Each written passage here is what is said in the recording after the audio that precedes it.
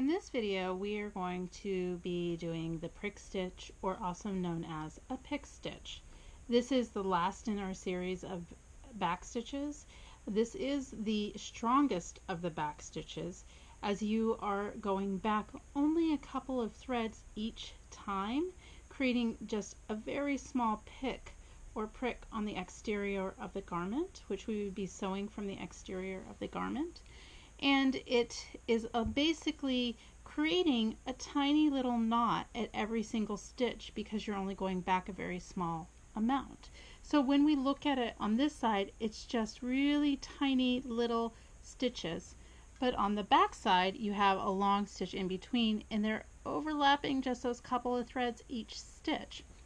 Now, the difference between a prick stitch and a pick stitch is the pick stitch is decorative, where the prick stitch is more of a practical stitch for applications of like zippers.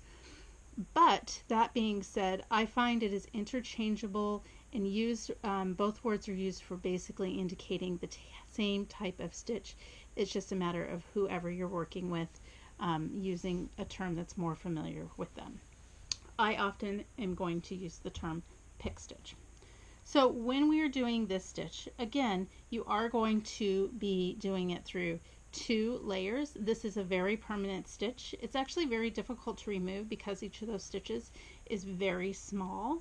And as I mentioned before, in essence is putting a knot at every single stitch. So I have already threaded my number 10 milliner needle with some polyester thread that I've already preconditioned with some Thread Heaven, though you can use your beeswax. And if you're doing this, you can use the beeswax to strengthen your fabric, your thread, so that you're strengthening your stitch even more if you feel like you need a stronger thread. And oftentimes then I will press with heat the wax into the thread, strengthening it so that it has a little bit more to its heft. So that is an option if you're worried about it coming out, which if you're hand sewing in a zipper would be a valid concern. Now I've already marked, as you can see, I have my line that I'm going to be stitching along. I've marked this with a friction marker so that it could be,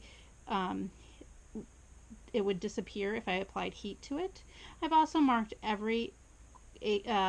this is every 1/4 of an inch with my ruler, just for a guideline for today. You wouldn't need to mark it, though if you are doing this for a decorative stitch, I would recommend that you are very even and consistent in the length of your stitches so that it is less noticeable when you're applying it to your garment.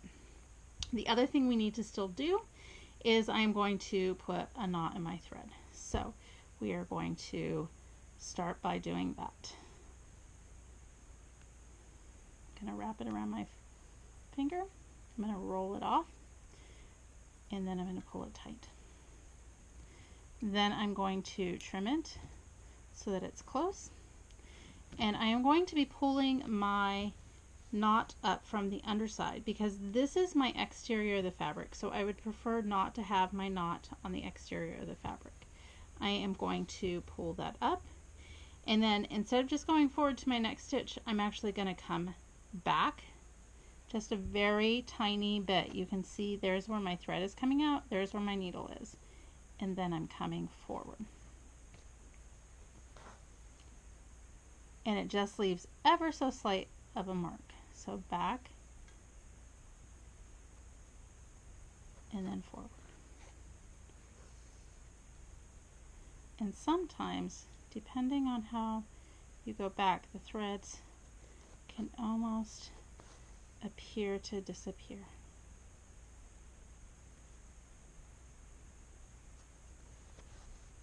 You want to try to keep this stitch in a straight line, as it is a decorative stitch, and you want to try to make sure you're not pulling so tight that you're causing any puckering in the garment.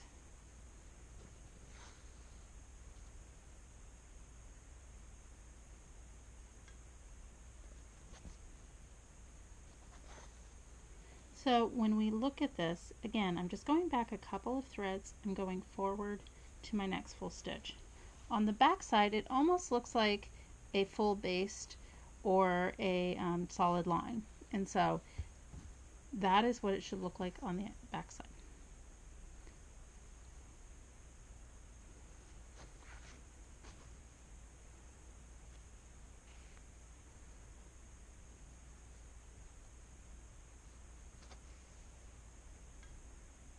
And we are just going to continue all the way down till we get to the end.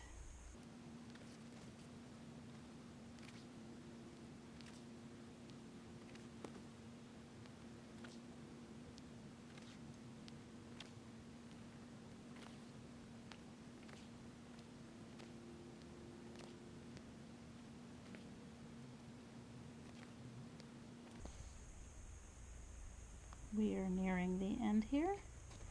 So as I do these last couple stitches, we will get to our last stitch here. And as you can see, this is nice and smooth and flat. It is not puckered, it's not pulling anywhere. And on the back side, it looks sort of like a solid line. It overlaps just the tiniest bit at each stitch. My last stitch, I'm going to come up and then I'm just going to go straight down to the back side of my fabric. I'm going to flip over my fabric and I am going to take a small stitch here.